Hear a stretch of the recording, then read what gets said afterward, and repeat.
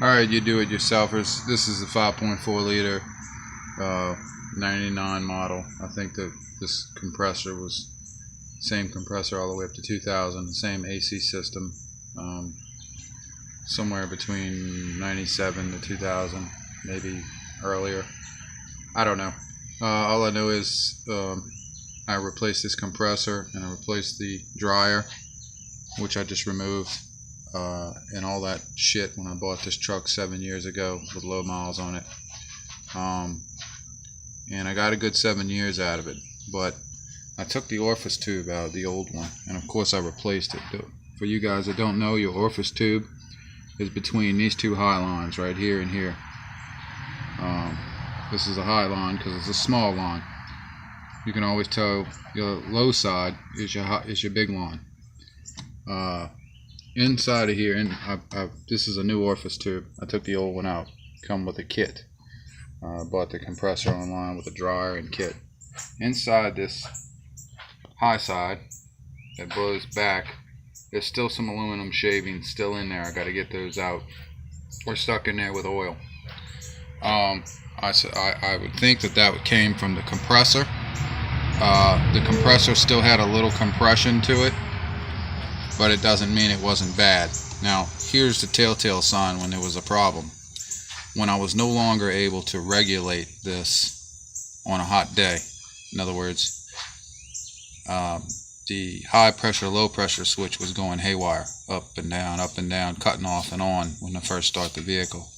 And then on a hot summer day, I was unable to bring the Freon at an optimal level, which was right around 32, 33 on a scorch, or about 35 at an idle on a scorching hot day, about 90 degree day.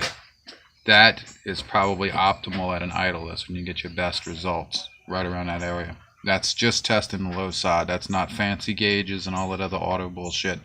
This is amateur, but you know, it's not much different than professional double gauges for high pressure and low pressure side to detect blockages like this. But anyway, it doesn't take a genius to figure this stuff out. A lot of AC guys want you to believe that just so they can keep their fucking job security. And my point is that this is the shit that I pulled out. Those are aluminum shavings. That's the orifice tube caked in crap, caked in shavings and debris. Now I want you to know that this was a new orifice tube 7 years ago, new compressor, new dryer, new everything, and this evaporator was changed inside this box 7 years ago.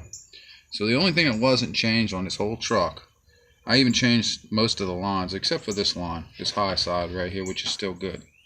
Had no leaks in it or anything, but I started noticing, like I said, I was unable to equalize and equalize the pressure. The pressure was going off the chart and then it was going too low. So when your AC starts doing stuff like that, you either got a piston inside the compressor that's worn out and it's time to go with a new compressor, or you got a serious blockage, or both. And of course, when they say change the dryer, they mean change the dryer when you change the compressor in order to get a warranty on the compressor, because of shit like that. So I just want to make this little informative video for your amateur AC guys. Now, I know this looks like a jumble, a mess of wires and everything and lines, but it's real simple. It goes back together simple. You know, you got your new O-ring kit.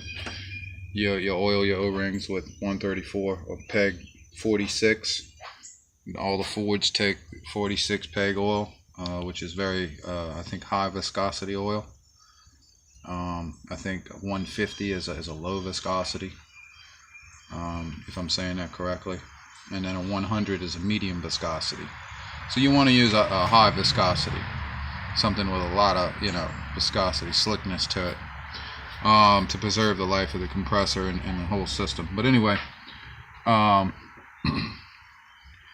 this is an E350 van, by the way, but your F250s and your F150s and all that are pretty much the same AC system.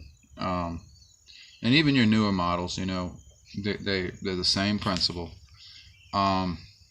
Now we just replaced the compressor underneath. I didn't film all that. That's a bitch to get out. But basically you got to pop the compressor off.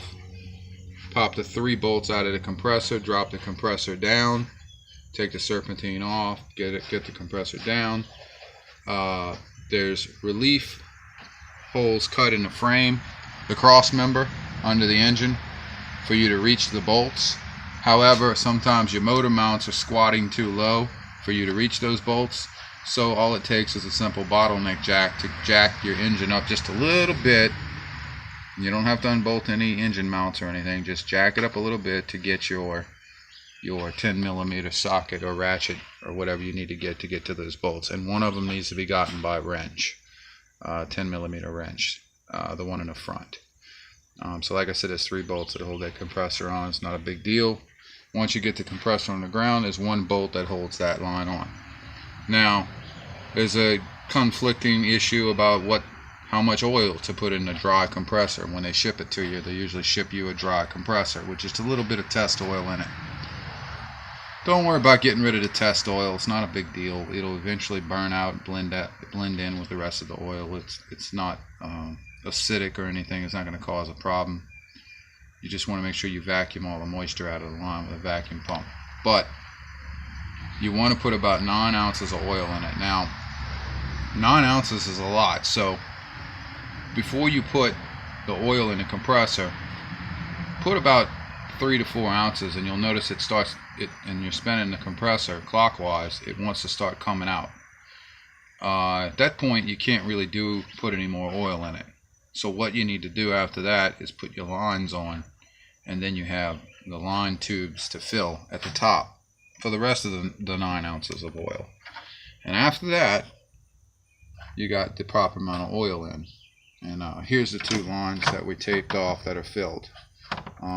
This is the high side, it's big, and the low side is right where the hell is it? Yeah, right here. Here's your low side. Yeah. And I think this is your high limit switch right here. Yeah. Right here is your high limit switch. Your high limit switch is when you got too much goddamn freon in the truck, basically. It cuts off. Okay, that usually gives you a problem on a hot summer day, and it cuts off because you got too much pressure built up in the line when you have trash like that. That was my problem. And when you have a bad compressor, that's what usually happens. That high limit switch kicks on and says, listen, the pressure's too high, we can't condense all this freon in here and cool the system down because we got blockage and shit in here. Okay, so that's the story goes with that. Now the low pressure switch is located on the evaporator coil, which is somewhere down here in the ground.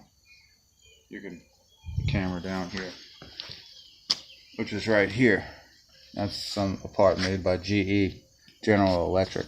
I imagine it's the original one, unless somebody changed it. But the threads are stripped out in this particular one, so I'll be purchasing a new one. In the meantime, I'm going to run it and test it without a low pressure side with the new evaporator canister.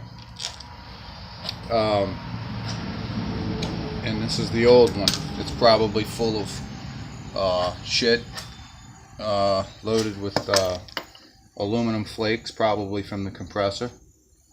Now, I got 7 years out of a company called Compressor Works. Now, I ordered another generic rebuild compressor from another company.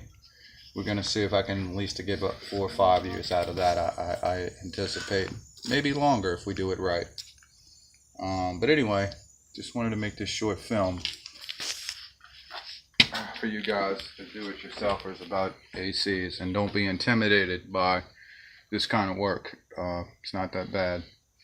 And while you're in here, if you're messing with a van, or maybe even the pickups, I know that the nose is longer on the pickups. You might be able to get to the blower motor easier on the pickups, but for the vans, when you pull the battery tray out, you best go ahead and change the blower motor. Now, I changed this one a couple of, 6-8 months ago.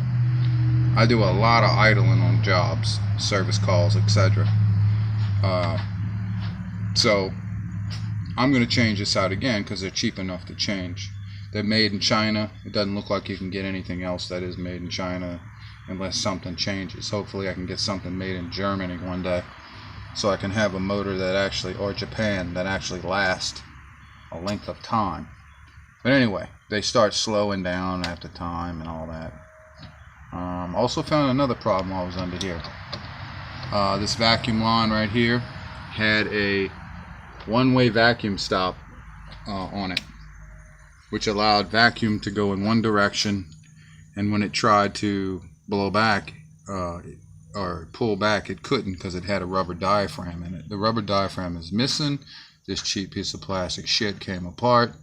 The rubber diaphragm fell out, which means everything that's vacuum controlled inside your vehicle, manually or if you have an electronic one, this one-way valve is important to keep vacuum to your AC system.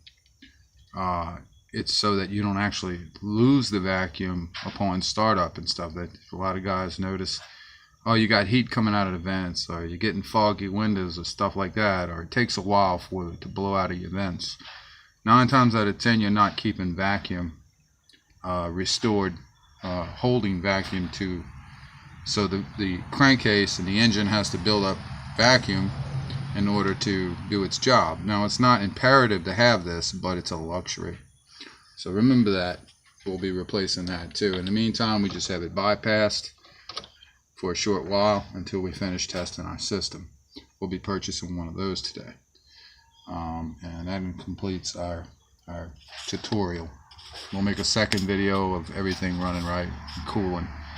I'll put a thermometer, a laser thermometer on the vents, and we'll see if we can get it to blow at a negative as opposed to a positive 20 or a positive 30 Fahrenheit. We can get it to blow to possibly a negative 20, a negative 10. If I can get a negative 20, I'll be jumping for joy. But I got another truck that I got blowing at a negative 20. It's a Japanese vehicle, and it blows out every other factory automobile that I know of. It is possible to tweak your AC system with certain techniques. We'll get into that later in later videos. But anyway, this is for people who live in the south or people who live in the north and want to be cold. So keep in mind, temperatures change outside, so does your gauges. Now, the idea is to have your gauges maintain the same, relatively within 5 degrees pressure, 5 psi pressure, whether it's hot or cold outside, if you can. And we'll get into the idling up and all that stuff, and where you want your low pressure limit switch to cut off at. You know, generally it's around 25 psi, 27 psi. It cuts out. Your compressor shuts off automatically. That's when you're on the interstate and you're passing somebody's ass out real fast for the layman. So I just want to let you guys know that. And there is a way to tweak it where your air conditioner is very cold at an idle, and also you get the luxury of a very cold AC on the interstate as well, if you get it right on the money. And we'll go through that too. So sorry about you guys that spent all your money and took all those tests on your licenses and getting all your bullshit, HVAC license, your automobile ASC certifications and all that shit. You know, I went to school back in '95 for automotive, you know, and I was set to be ASC certified and all that. But, you know, I didn't choose that for a primary profession. But this is probably my 56th, something like that, 57th vehicle. So I'm no stranger to this kind of work. This is personally owned, by the way, 56th or 57th personally owned vehicle. All of them in which I went through at some point and learned a lesson.